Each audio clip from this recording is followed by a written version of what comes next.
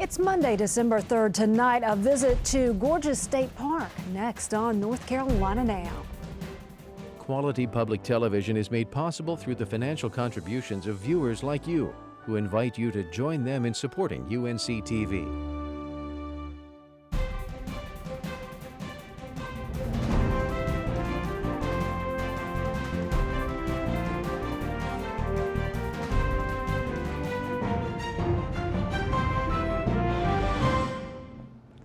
Good evening, everyone. I'm Shannon Vickery. Thanks for joining us. Tonight on North Carolina Now, we'll visit a Chowan County company whose products are gaining renown for their superior craftsmanship. And we'll learn how our state is faring as the country works to come out of the recent recession. But we begin with a trip to the park. At the western edge of North Carolina lies the only temperate rainforest east of the Rocky Mountains, in an area full of waterfalls and natural wonders. In the first of our three-part series on North Carolina State Parks, Dr. Tom Linden from the UNC School of Journalism and Mass Communication takes us 45 miles southwest of Asheville to Gorges State Park in Transylvania County. Nestled along the southern edge of the Blue Ridge Mountains, Gorges State Park provides sweeping vistas of mountains and canyons. Venture deep into the park and the landscape changes.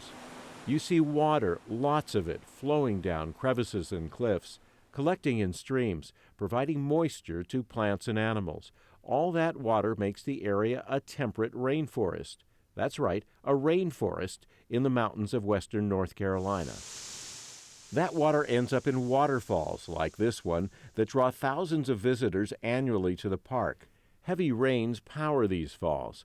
The National Climatic Data Center reports an average of 91 inches of precipitation a year. These gorges are special. They're carved by water.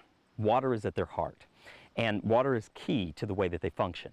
Clemson University biologist Patrick McMillan has been studying the gorges for decades. The gorges are the gorges because of the water. And that's really where the magic starts. That magic comes from the gorge's location that acts like a magnet for water. From the Gulf of Mexico, the jet stream drives moisture north until it gets caught by the Blue Ridge Escarpment, where clouds dump large amounts of rain. And that's why you have so much occlusion up here, so much cloudiness, so much fog, so much precipitation that falls right out of clouds right here. Even though it's not as high as these other mountains, it's right on the front line, so it's catching it. That water pours into ravines, turning into mist that acts like an insulating blanket, keeping the bottom of the gorges 10 to 15 degrees warmer in the winter and cooler in the summer than the temperature at the top. That creates a microclimate, a small region with a different climate than the area around it. It might be blazing hot on the ridge, like, well, blazing hot for the mountains, 86, 87 degrees. And when you start to walk down into the gorge, when you get down the gorge a little ways, you're walking out of the sunlight, into the protection, out of the wind, and closer to water. And it's here moderate temperatures allow rare species of tropical plants to survive outside their usual habitat. Some biologists say these tropical plants are remnants of a time millions of years ago when this area had a tropical climate. Others say wind carried the spores here. Either way, these plants resisted climatic changes because of the insulating properties of water and mist that cover the gorges. Another species protected by the local climate is the rare green salamander.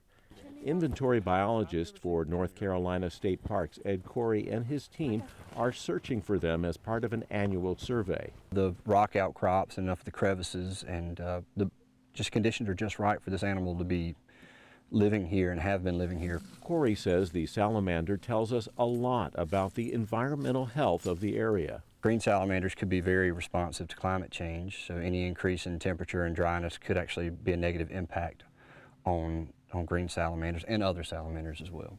If the gorges dry out, that could mean disaster for the green salamander.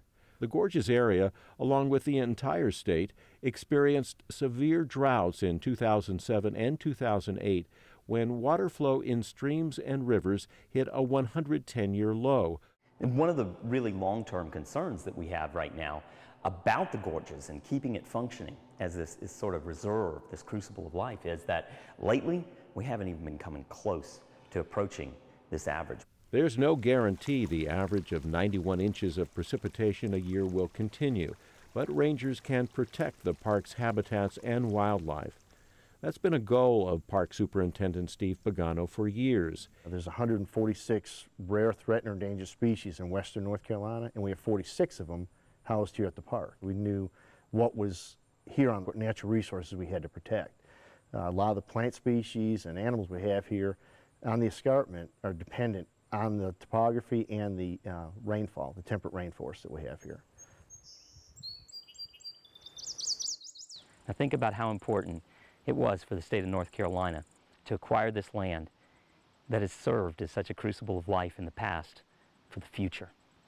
It's more than just a place you come to see vistas. The key to this place is diversity.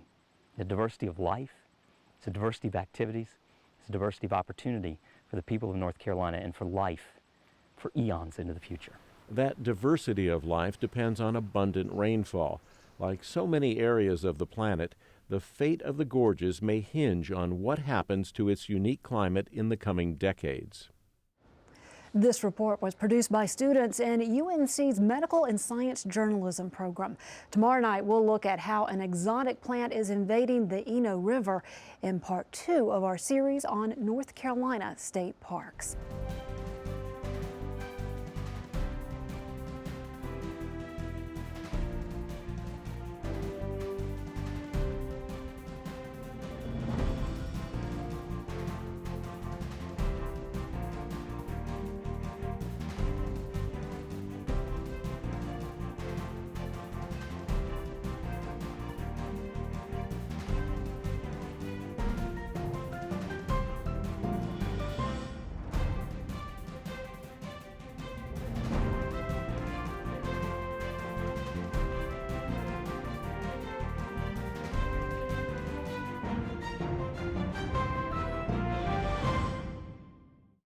Quality public television is made possible through the financial contributions of viewers like you, who invite you to join them in supporting UNC TV.